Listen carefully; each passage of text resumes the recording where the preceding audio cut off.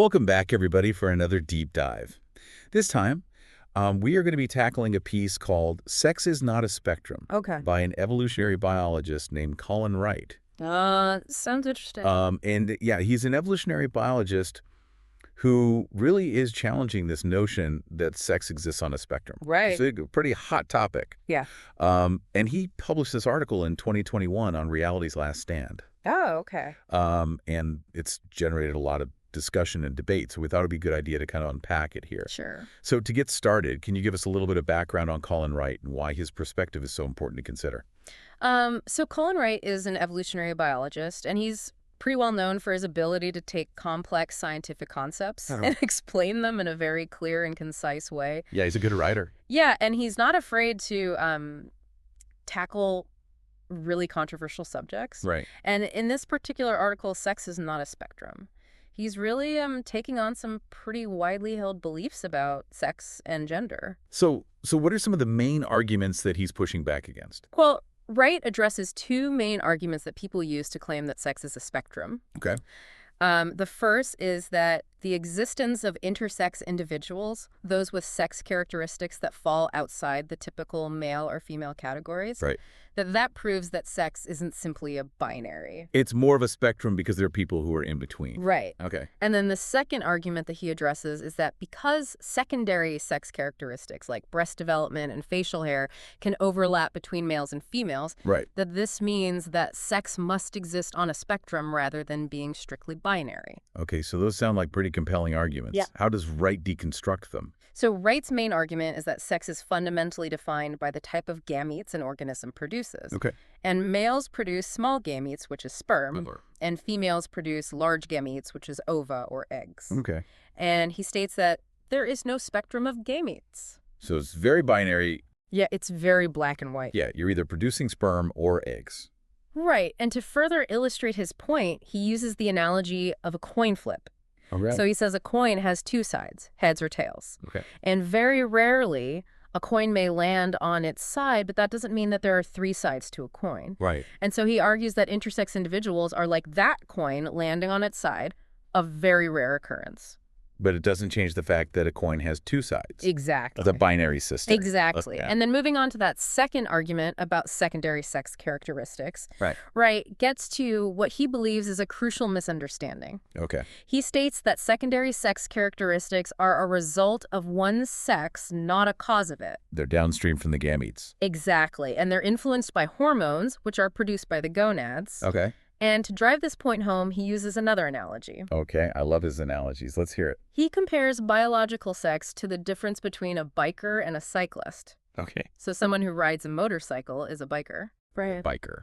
And someone who rides a bicycle is a cyclist. Cyclist. And those are the defining characteristics that place them in one category or the other. Right. Yeah. But there are many other traits that we associate with bikers and cyclists. Their clothing, helmets, the way they carry themselves. Right. But as Wright points out, someone riding a motorcycle wearing a spandex suit and a lightweight helmet doesn't suddenly become a cyclist. They're still a biker. Right. Right. It's about the engine, Exactly. not the helmet. Yes. And so in the same way, Wright is arguing that secondary sex characteristics, while they're influenced by hormones, don't determine one's biological sex. Okay. The presence of tests or ovaries are the defining features. It all comes back to the gametes. Exactly. Right. And he even quotes an article in the Journal of Sex and Marital Therapy saying that no phenotypic characteristic, including genitalia, reliably distinguishes all males from all females. Oh, wow. So even at the anatomical level, Yes. there can be variations. There can be variations that don't align with a strict binary, but those exceptions don't negate the underlying biological reality. So he's not saying that there aren't exceptions to the rule. Right.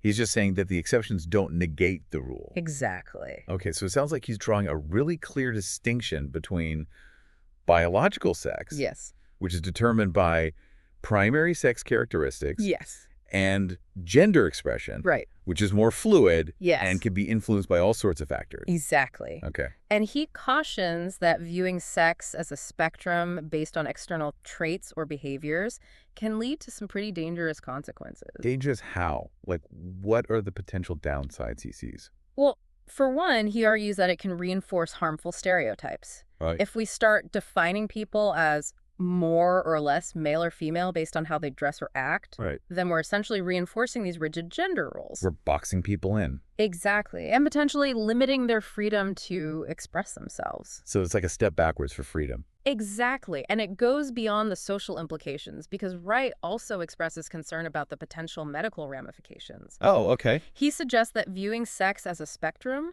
could inadvertently justify unnecessary surgical interventions on intersex infants to make them conform to these rigid social norms of what it means to be male or female. Wow, so this gets into some really serious ethical territory. Yes, definitely. And I know this leads us to his next point, which is about the conflation of sex and gender identity. Precisely, and this is where things get really interesting. Okay, well, I'm all ears, but before we jump into that, what are your initial reactions to what we've discussed so far? Yeah. So Anything that stands out to you or any questions that come to mind? I think what stands out to me the most is this idea that we need to acknowledge these underlying biological realities before we can have these discussions about gender and social constructs. So it's about starting with a firm foundation. Yes, exactly. And I think that's something that often gets lost in these conversations. It can get very heated and people lose sight of the basics. Exactly. And I think Wright does a good job of bringing us back to those fundamentals. So it's not about dismissing anyone's experience. Right. It's about understanding the building blocks. Exactly. Okay, well said. I completely agree. Yeah. Okay, so now let's dive into this whole issue of conflating sex and gender identity. Okay. This is where Wright really gets into some controversial territory. He does. And he argues that while the intention behind blurring the lines between sex and gender identity might be good, Yeah. it can lead to a whole host of unintended consequences. Okay, I'm really curious to hear more about that. Can you walk us through his thinking? Sure. What are some of the potential pitfalls he sees when we start to downplay the importance of biological sex? Absolutely. But before we delve into that, I want to hear your initial reactions. What stands out to you so far about Wright's argument? Does anything resonate or raise any questions in your mind?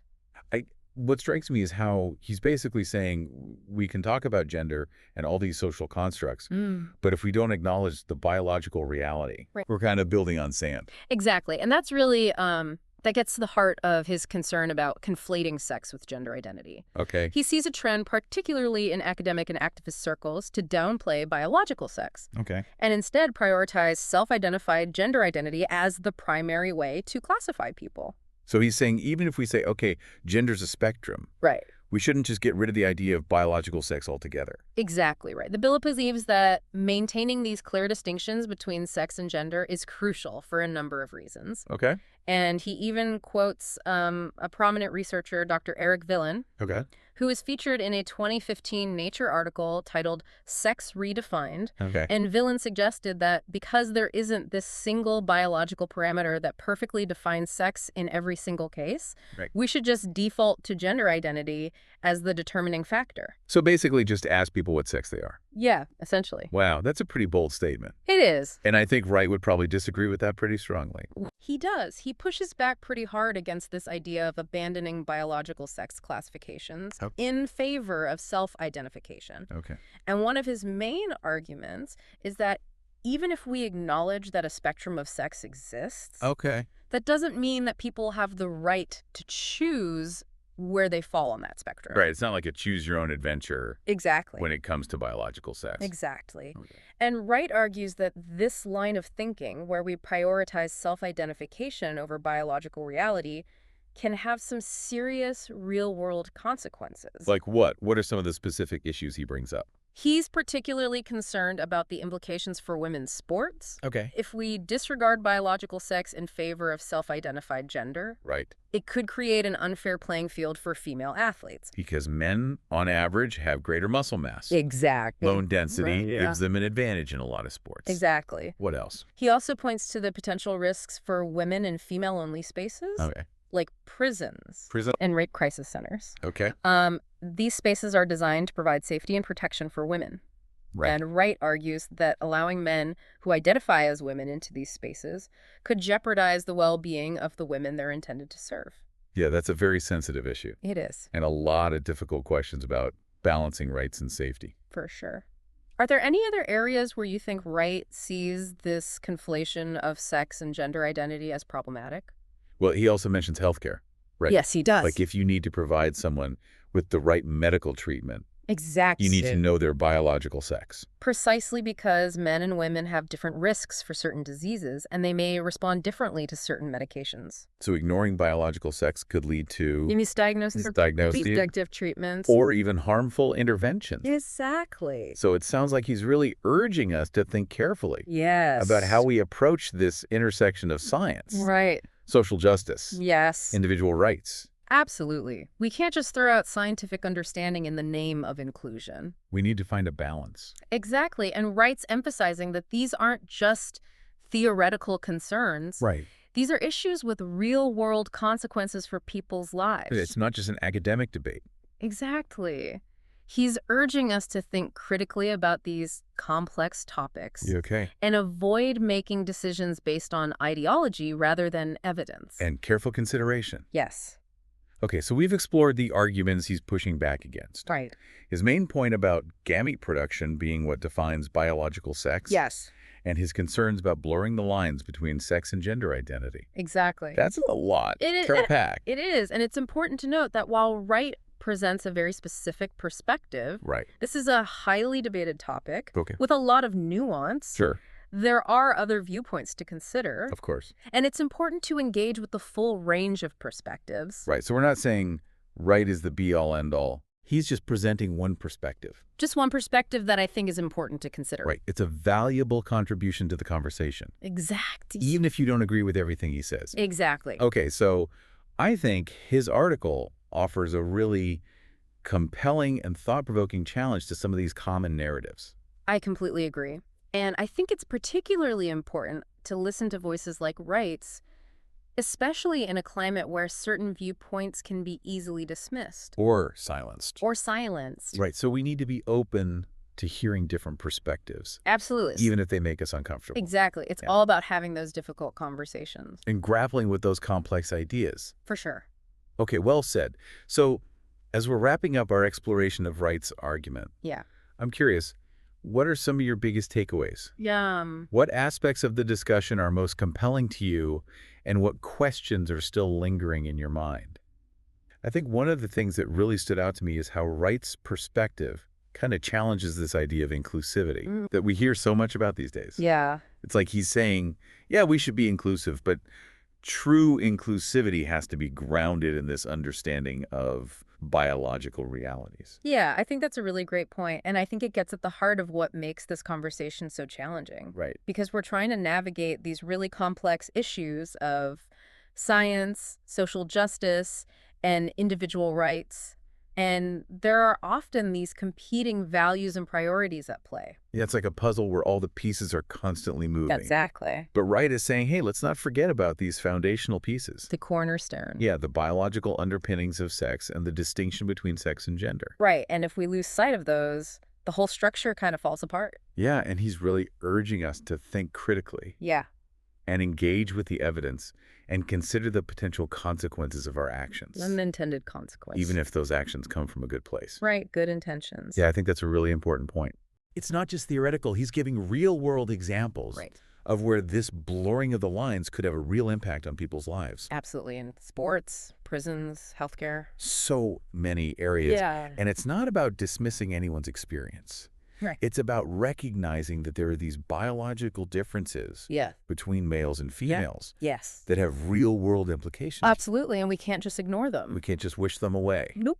Right? So it's about finding that balance between sensitivity and honesty. Yeah, intellectual honesty. Yeah, and this is a conversation that really needs to happen across disciplines. Across the board. Yeah, biologists, sociologists, legal experts, medical professionals. Everyone. And most importantly, everyday people. Right. Need to come together to figure this out. Absolutely. And I think articles like Wright's are really helpful. Yeah. Even if we don't agree with everything he says, it gets the conversation started. It challenges our assumptions. Yeah, it pushes us to think critically and engage with the evidence and different perspectives. For sure.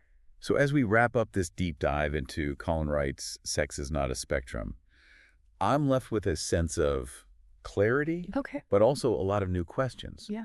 You know, Wright's arguments based in evolutionary biology have given us a framework for understanding these basic concepts of sex and gender. Right. But he's also raised a lot of challenges that we as a society need to keep thinking about. Absolutely. How do we balance recognizing biological realities with being inclusive and respectful to all Right. individuals. How do we create policies and systems that are fair and just? But also take into account the complexities of sex and gender. It's tough. It is tough. And these are questions that are going to keep evolving as our understanding of these issues grows. It's an ongoing process. An ongoing journey of exploration and understanding. Exactly. And as we navigate this complex landscape, we need to be open to different perspectives. For sure. Engage in thoughtful dialogue and stay committed to finding the truth. Absolutely, even when it's challenging. Even when it's tough. Well, thank you for joining us on this deep dive. Thanks for having me. Until next time, keep diving deep.